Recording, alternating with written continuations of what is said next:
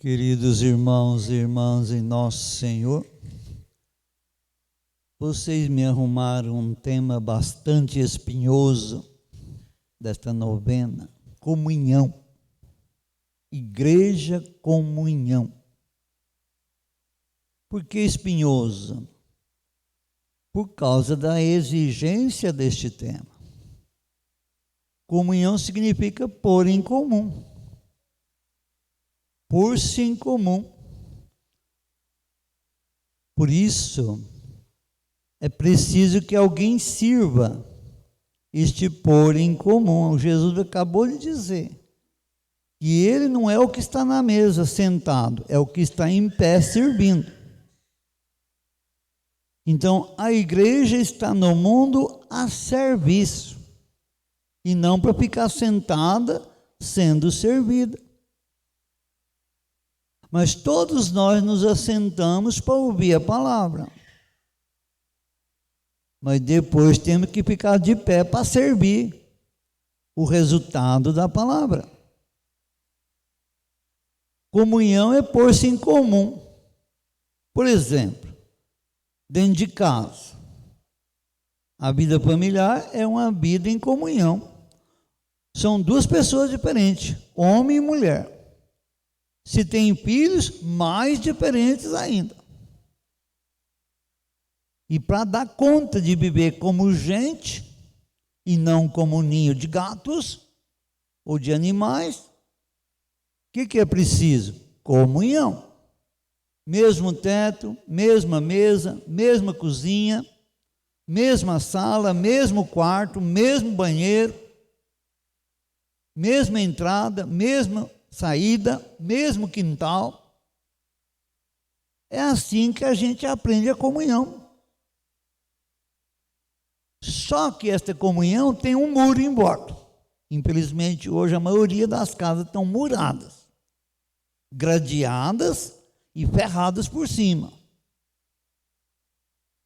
Aí nasceu a tendência, por causa da insegurança, que é contra a comunhão,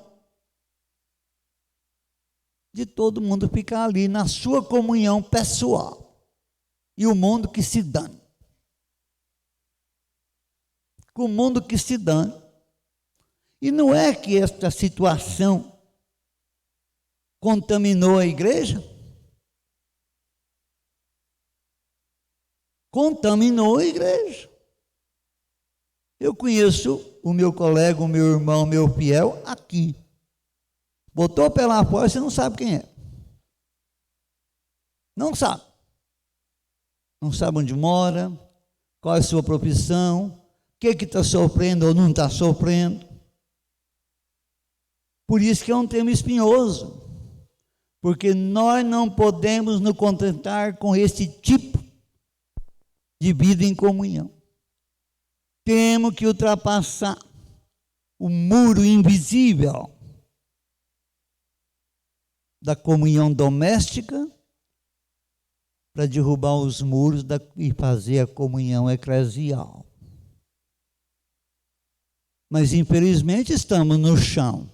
Pastores e fiéis nos deixamos desviar e contaminar pelo fechamento. Estamos acabando e ainda estamos mergulhados numa total situação extremamente escandalosa do momento nacional, onde nós demos um belo show para o mundo inteiro de choque, de oposição, de fechamento, de total aversão à acolhida do diferente.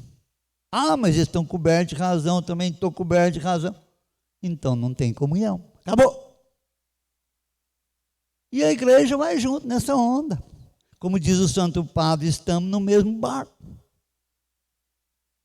No mesmo barco. Mas é isso que Deus quer? Não é. Não é. A igreja tem que estar disposta para a comunhão. E não a começar dos fiéis, não, é dos pastores. Dos pastores. E aí assistimos situações dramáticas. Pastores que não promovem a comunhão, mas aumentam a descomunhão. Em vez de ajudar os cidadãos nas suas igrejas a viver em comunhão, põe as comunidades umas contra as outras. Que coisa triste. Onde foi o evangelho de 500 anos de vida aqui na Igreja do Brasil? Escoou por ralo abaixo. Então, ainda bem que essa palestra, este ensinamento está na plena novena da Rainha do Brasil, da Senhora dessa nação, que só ela tem o modelo de curar a nação de tamanha tragédia. Temos, irmãos e irmãs, aprender na comunidade, não é lá fora não, na catequese, dentro de casa, nos sermões, nos movimentos de igreja, recuperar a atitude de comunhão. Senão a nossa celebração fica uma bela encenação, com música, dança, cores, etc. Mas não entra no coração. O coração está duro, fechado, indisposto de acolher o diferente. Indisposto.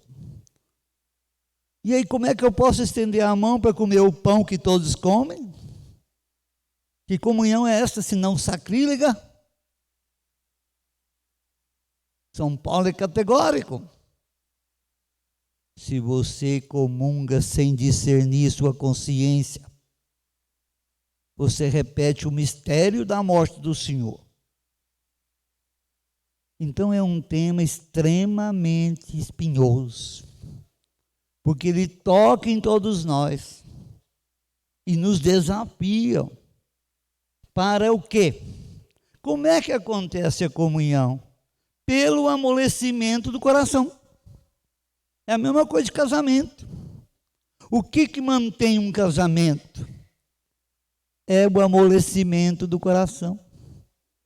O que Jesus diz? Por que Moisés permitiu o divórcio? Por causa da dureza do coração de vocês. Então, por que há divórcio na igreja? Significa falta de comunhão. Por causa da dureza do coração.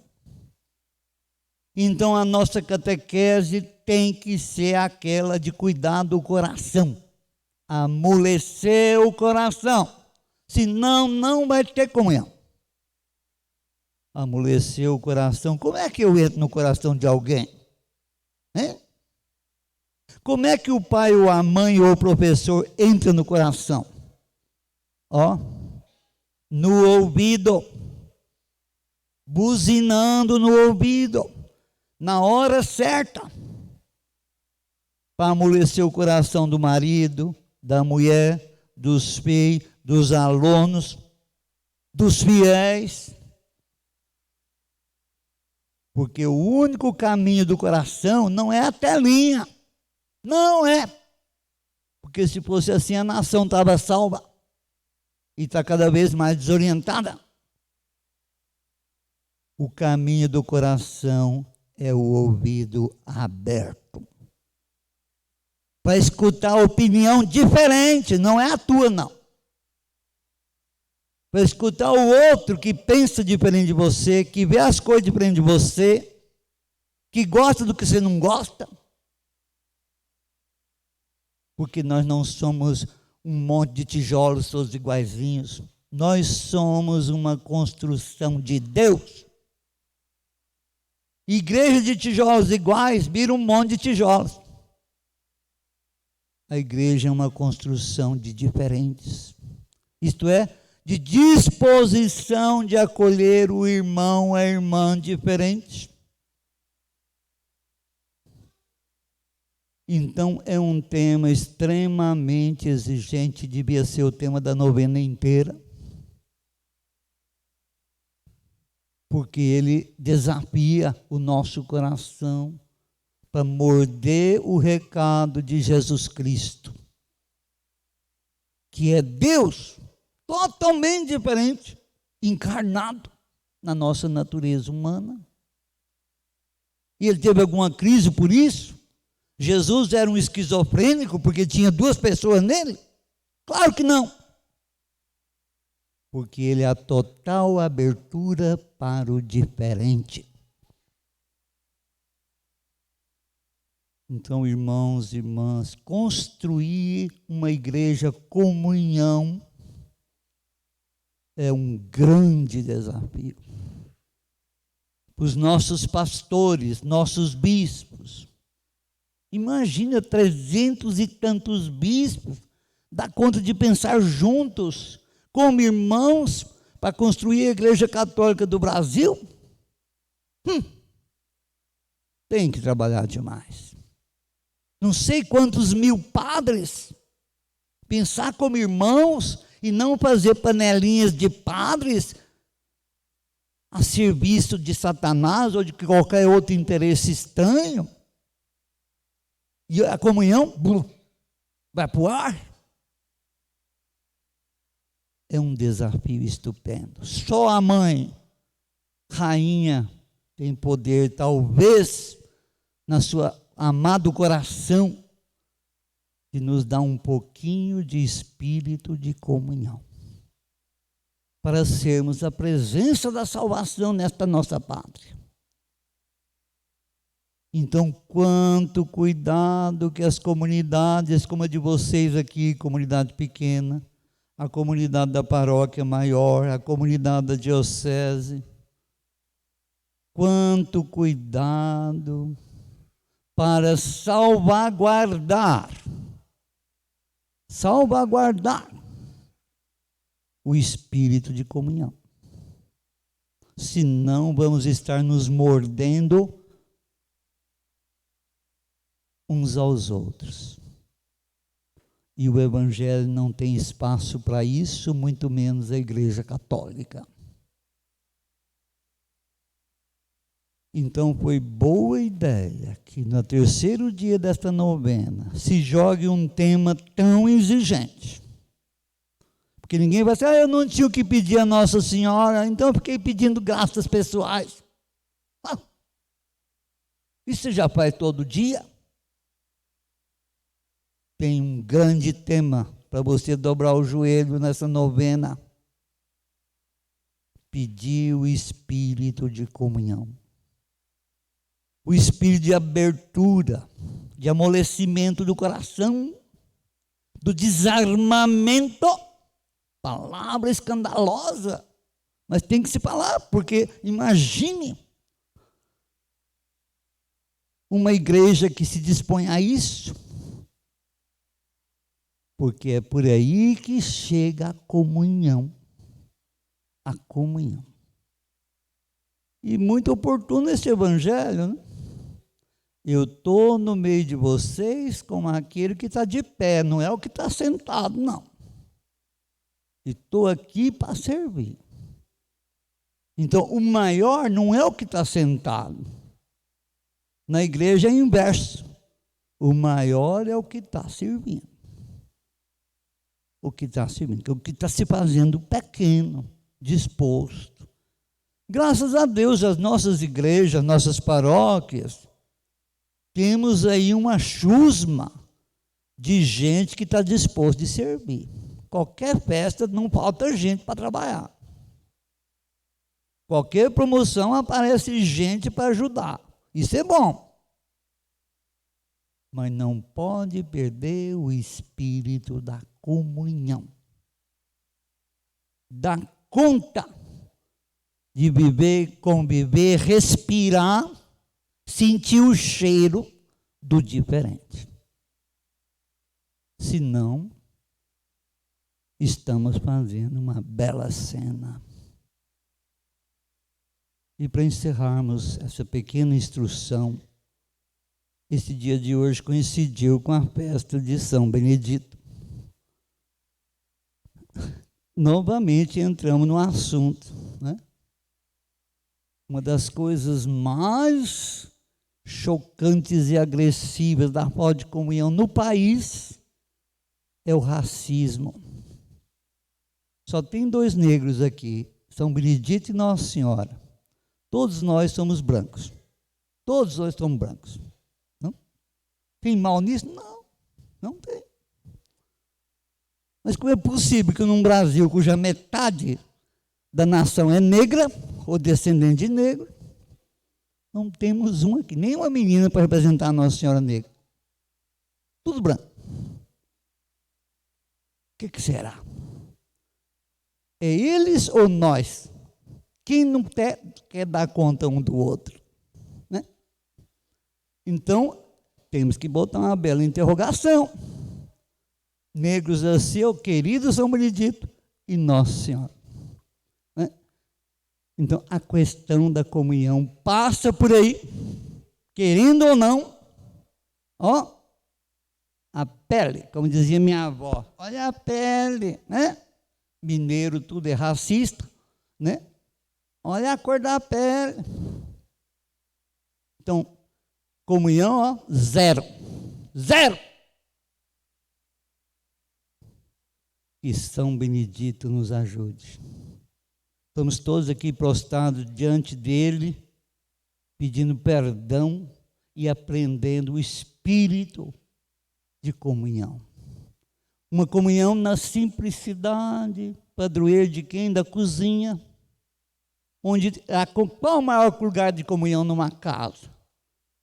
Qual é o mal de morar num edifício que destrói famílias? É que não tem cozinha. Não tem cozinha. Como é que você pode fazer uma comunhão numa cozinha de 3 palmos? Não existe. Comunhão tem que ter espaço, e comida, e mesa.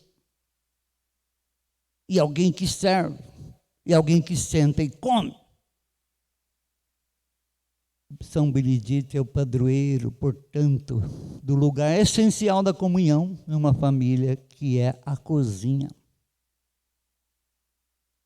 Então, quando você sai da casa que está no chão e vai para a casa que está lá em cima, a primeira coisa que você perde é o espírito de comunhão, porque não tem espaço na cozinha. Ninguém assenta para comer junto, para quê? Cada um tem que cuidar do seu. Zerou a comunhão. Graças a Deus, as festas de vocês tudo tem cozinha e tem comida. Alguém estava ali com uma panela imensa. Já entendeu um pouco de comunhão. Comer junto. Comer muito. De graça. E se paga é para ajudar. Então, São Benedito é um belo modelo para desafiar o nosso comportamento com a negritude do Brasil.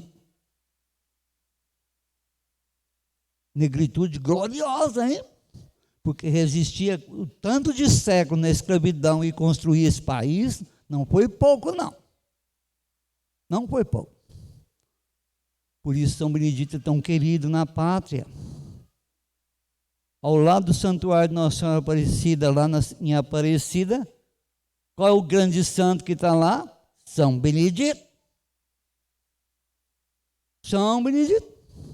Cuja festa compete quando a rainha. Cuja festa compete quando a rainha. Por causa do significado deste frade, que se tornou famoso no mundo inteiro. E um grande intercessor, não só para o bom gosto da comida, mas para não faltar comida. Então, que ele interceda por todos nós, junto com a gloriosa rainha do país. Louvado seja o Senhor Jesus Cristo. Para sempre seja louvado.